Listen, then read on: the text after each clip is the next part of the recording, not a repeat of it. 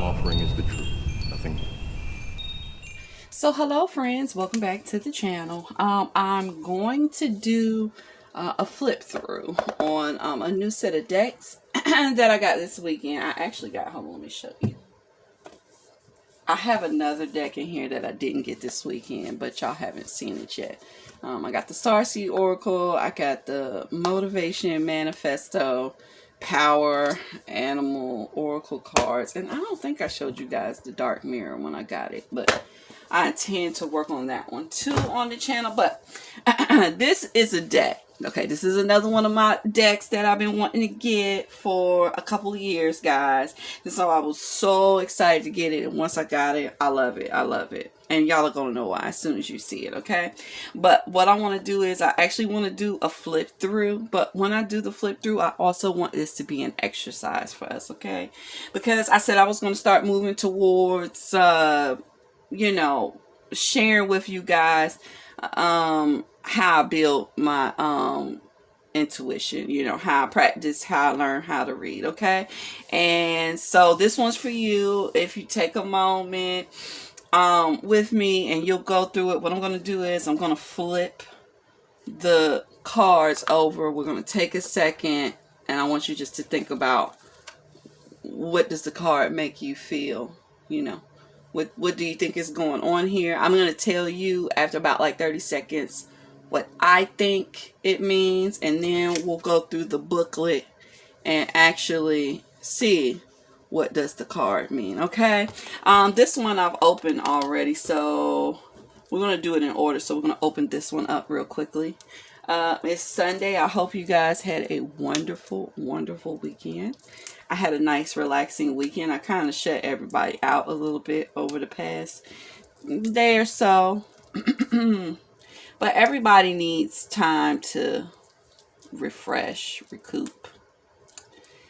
I also spent time watching a new Korean drama. I haven't watched a Korean drama in over a year. But it's really good. It's mystical. I think it's on Netflix. I want to say it's called Mystical Pop-Up or something like that. It's like a pop-up restaurant. Oh, I can't remember, but the jewels in it are really good. I promise you guys there's going to be some really good readings coming, because I got a lot of subject matter just watching it. Yeah, the show is extremely mystical. They're actually teaching real shadow work lessons on the show. I love it, and it's hella funny and sad and all the above.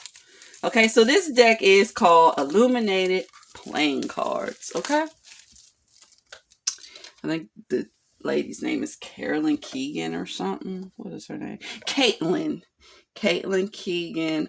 She has a big one. I think it's like just this size with one deck, but we all know I like playing cards, so I wanted the two decks. I'm assuming just the coloring is different from the gold one, which is the sunlight, to the dark one, which is the moonlight. But let's just get it started. Okay, let me turn my book on the right side so we can go through these in order. Okay, so our first card is this one. It's the Ace of Hearts. The first thing that I notice is it's a cup. And the cup is not just overflowing. The cup is actually spraying out. There's a fish coming out of the water here and a fish tail over here. So to me, it just seems like overflowing abundance, okay? And the book says Ace of Hearts, emotional, spiritual, or creative flow. So it is an overflow. But for me, if I was reading it, it would be a mega abundance, okay? Our second one here, take a good look at it. Two of Cups. I immediately knew this was temperance because the water's traveling from one cup to the next. These are angel wings behind here because there are eyes on the feathers. So I knew that. So she's an angel. She's transmuting one thing to the next. So Transformation. Neither here nor there. Okay. I also would look at it as um, what's the word? Like angelic interference or angelic guidance. But of course it says balance and moderation. Okay. The Three of Cups. Or the Three of Hearts. It means 3 cups.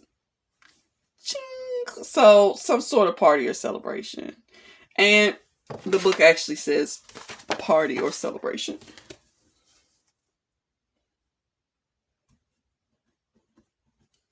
This one is interesting because I caught on to it immediately, okay? It's the Four of Hearts or the Four of Cups. Let's take a good look at it. Couple things I noticed. The first thing I noticed is that this cup actually had living plants. The other 3 were dying, okay? But because all the other ones are dying and this one is living, she looks really fucking suspicious. So as to me, I thought, well, I think she's so used to things going wrong. Something came in looking perfect and it was suspicious to her. The book says hesitation to try something new or fear of past mistakes. So this is how you read cards. You don't necessarily want to just memorize what the cards mean, but I would suggest that you take this method with a basic deck, and the more you use them, the more you do remember the basic definitions, okay? Because sometimes the basic definitions are needed because you could be just using a deck that doesn't have imagery for real, you know, just like 5 wheels or something and you don't know what it means. So 5 of Cups. And this 5 of Cups is a little different than other 5 of Cups.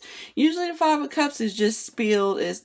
It's like 3 are spilled and 2 are still standing just because the other 3 got spilled. In this particular one, it's as if like these were overfilled and then they spilled and spilled and they're spilling into each cup.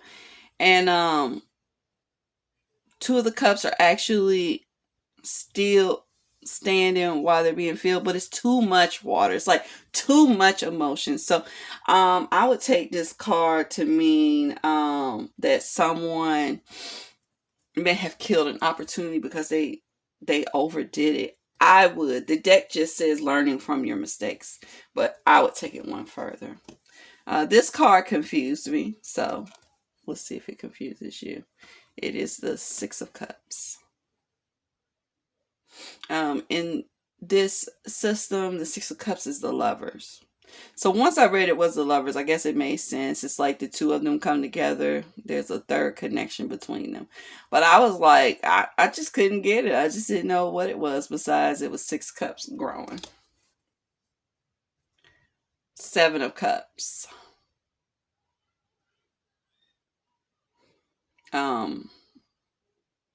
One thing I noticed is all the cups are turned up and one is overturned. To me, that made me feel like usually people see the 7 of Cups and they feel like someone is not making a decision.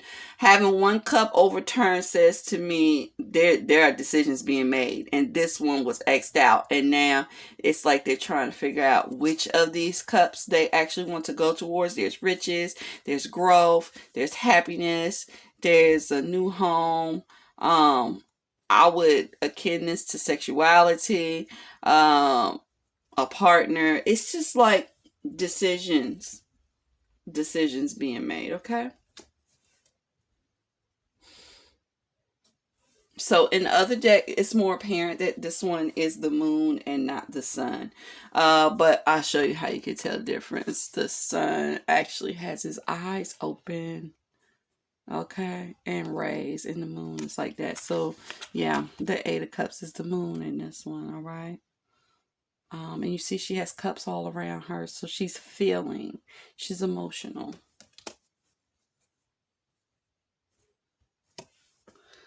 the Nine of Cups.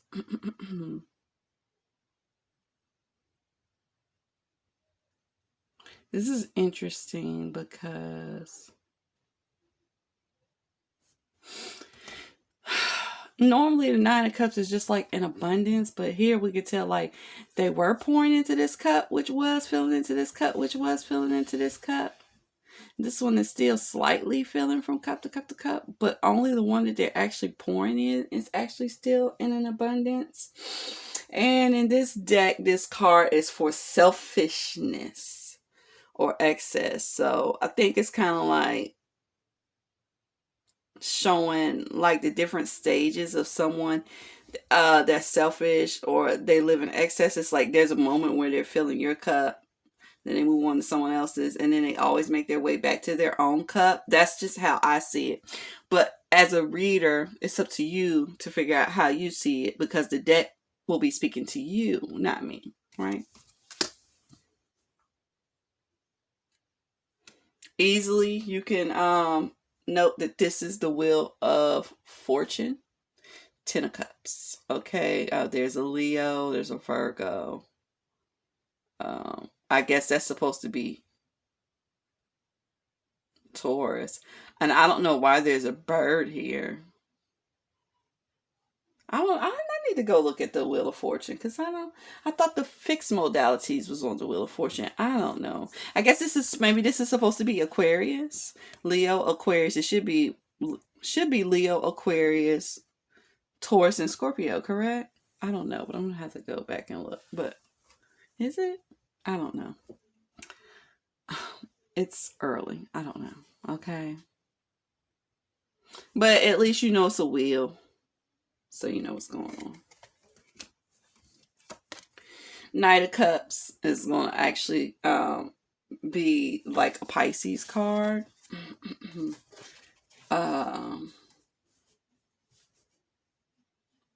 With it being a Pisces card, it's not about a romantic gesture. It's about yin and yang, or the conscious and subconscious.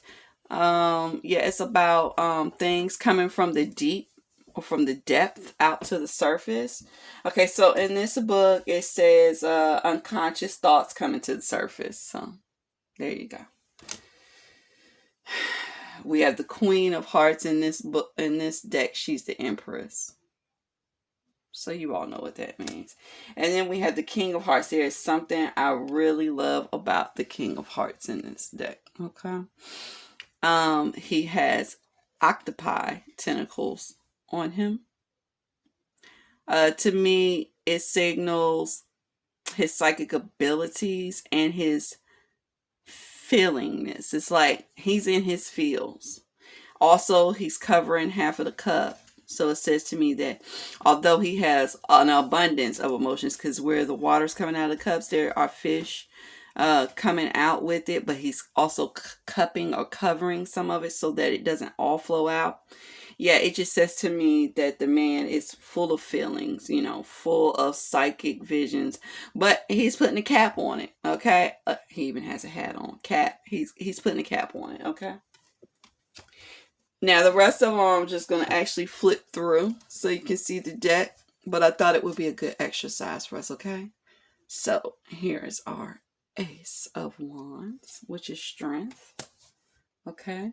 We have the Two of Wands. This is a really good one because if you can see, the two of them are almost mouth to mouth, and there's fire coming up between them. So, it means some sort of fiery conversation. It could be an argument. It could be romantic or sexual in nature. Okay, the Three of Wands. Okay, it says efforts rewarded or success in business, but what I notice is it's a building of a new home. Okay, so I think of it as either moving to a new home or building a new foundation. Okay, we have the Four of Wands. Okay, which has to do with normally celebrations. You can see, I don't know if you can see it, but there are people in the background celebrating marriages, things like that. And this one, it says solid foundations. Now, to me, I feel like this one is solid foundation. But I mean, I didn't create the deck. But this one's about solid foundations or celebrations. The next one we have is the Five of Clubs. And this is also a card that caught me off guard because I saw the chains and then I noticed there was fire and I was like, the only card I know that has chains and fire is the Devil, but why would she make the Five of Wands? The Devil, but actually she did make it. So it does. It shows burning up in your passions, temptation, being controlled, okay? Attachments. So this card I think is a really good representation, okay? The next one was easy for me to spot too, and I think it's just brilliant. I love this card, okay? It is the Six of Clubs, and as you can tell, it is the Tower. The Tower isn't actually being broken down, but there is hella wind all around the tower, lightning and everything else, okay? So in her deck, it says a revelation or drastic shift in perspective, okay? So it doesn't actually tear the tower down. It's not actually a breakdown of something. It's actually just showing that shit is really moving around. Things are changing, okay?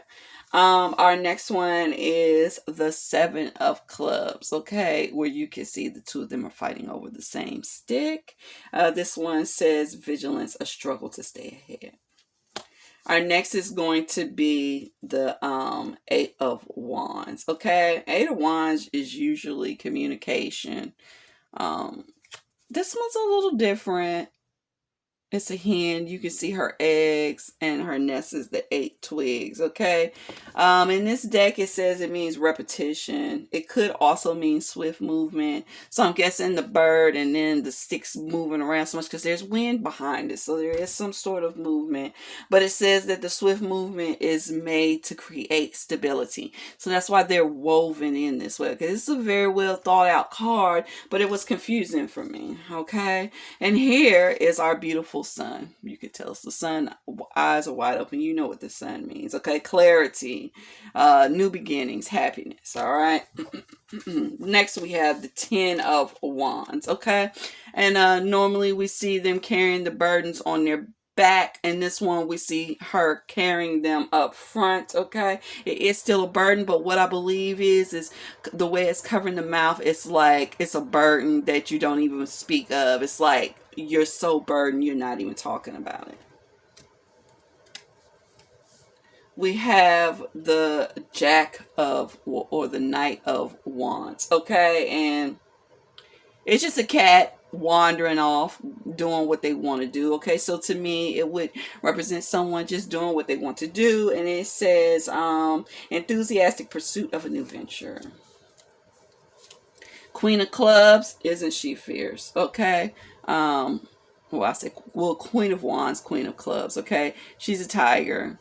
She's fierce. She's holding her own little pet. She still remains the same in definition, but she represents confidence and strength. This one, though, I love. It is the King of Wands, and the King of Wands in this deck is the Magician. Okay, this was easy to tell because he has the pentacle, he has the wand, the sword, and the cup. But the fact that he comes out as a lion to me is wonderful, okay? Because now he's the king. He has the courage and the strength to add to all the tools, okay? So normally a lot of esoteric readers will point out the fact that although the magician has all the tools, it doesn't mean that he's going to do anything with them. He still needs the courage to move forward. It's just a beginning space. By creating the magician as a lion, and especially with all of his hair, because hair represents strength, it says that he has the courage and the strength to carry things out with his power, okay?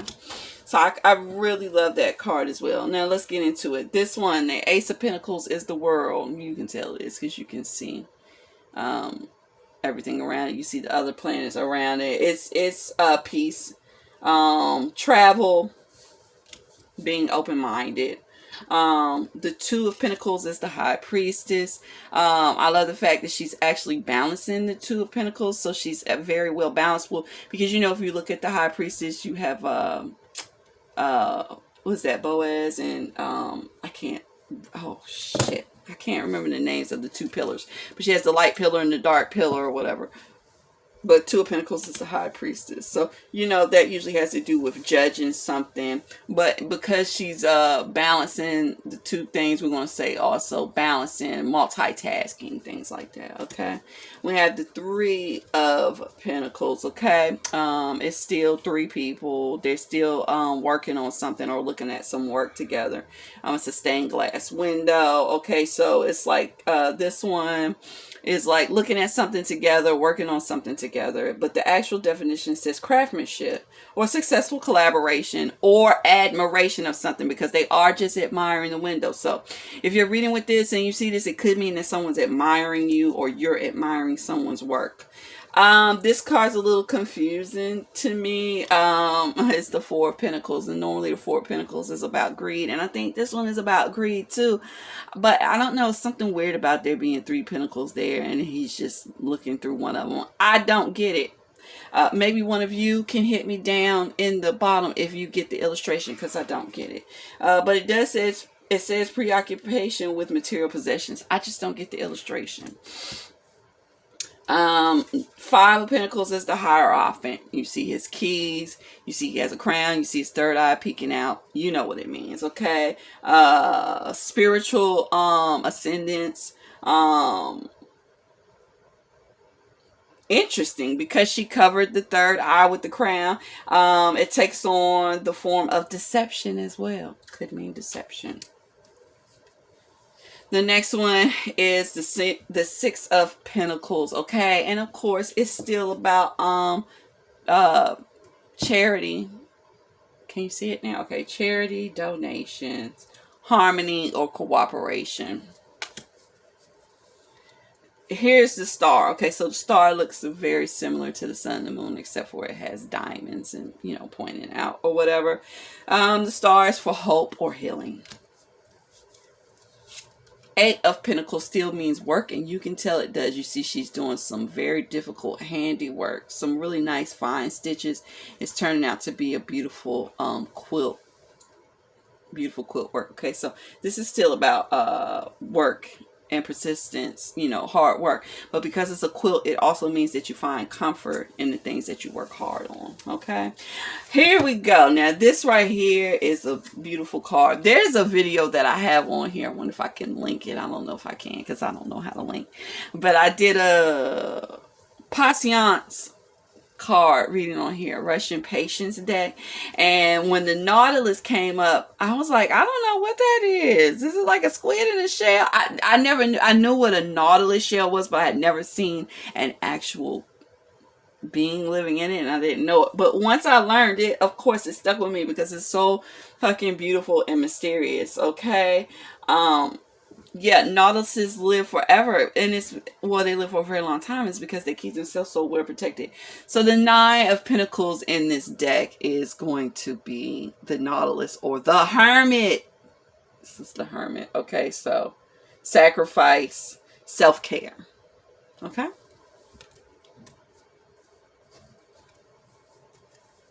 Ten of Pentacles is a family card. It's still a family card. Okay, but she has a choice of security over risk and enjoying your wealth. All right. We have the Knight of Pentacles. To me, it's receiving something, receiving a letter, receiving money. And she has fascination, wonder, or a scholarship. So it is receiving money. This will be my card, the Queen of Pentacles, and I love her. Okay. She is a balance between the internal world and the external world. Okay. So she's just really balanced. You know, she's representing self-love and outer love. Okay. And then we have the King of Pentacles. All right. Which, can you see him? I'm sorry. Can you see him? Yeah, I think he's Siddhartha. I think he is. I think he's Buddha. Because Buddha would come up as the King of Pentacles because he's a Taurus. It says happiness found in nature or spirituality. So yeah, this is Buddha. All right. Are we down to our last suit? We're down to our last suit, guys. Okay. So we have the Ace of Swords or Ace of Spades. There's a, can you see it? There's a all-seeing eye on it there. So of course, clarity. Two of Swords, but in this deck, as you can see, he's upside down. He is the Hanged Man. Okay, but you see his hands are crossed. He's very relaxed. It's like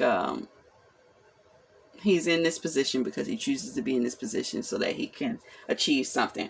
Her definition is peace through self-discipline. Three of Spades or Three of Swords. There's wind around it, so we're after the problems. Okay, it's moving away from heartache in this deck. Four of Swords or Four of Spades is death. You see it, but death in this deck is creation, destruction, and renewal. So it depends on what you're reading. Okay. Then we have the Five of Swords. Okay, and you see it's two people playing cards. Okay, so to me it means competition. It means thoughtful competition. It means because cards is like a puzzle work. You have to have skill to play spades. This is actually spades, so we're playing spades against someone, so there's a lot of mental work in the game of spades. But she says it also could represent disappointment. It says possible disappointment and a difficult opponent. So that's how we're going to take it. Six of Spades, as you can tell, is still Six of Swords. You know, moving away from your problems. Okay, she's taking with her what she needs, and she's crossing over to some place. The moonlight is guiding her, so her emotions are guiding her. She's that's interesting because now I'm looking at like she's sneaking out at nighttime. Yeah, she's sneaking out. She's leaving away. Seven of Swords is the Chariot. Okay, Chariot usually means, you know, moving through to your next station. Okay, she says triumph and inventive solution.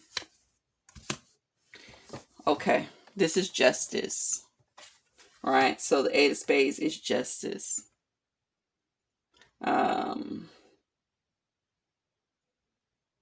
It's like looking at both sides of a situation, being fair. Let's see, what does she say? I had to turn the page so I could take out what she says. She says reason and fairness. Okay.